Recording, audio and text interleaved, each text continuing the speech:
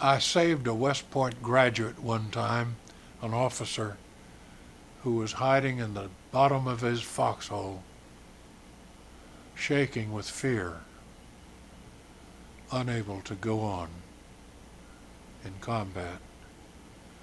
And I physically first took his weapon from him, and then a sergeant and I lifted him up and got him back to the first aid station where he was evacuated, and I've never heard anything from him since.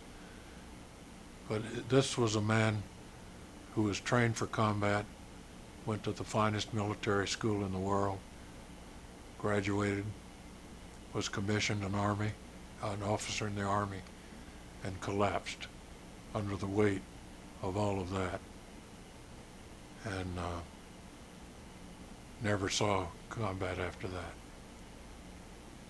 So that's the only case I can relate to you where I was actually a witness to the mental collapse of a fellow soldier.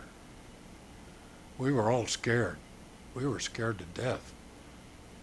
But there's something about being with your colleagues, your friends, your fellow soldiers and fellow officers that binds you together. That accounts for the guy that gets off the aid table and says, I'm going back up to the front where I belong. If he was sane, he wouldn't say that. I mean, sane in the humorous sense.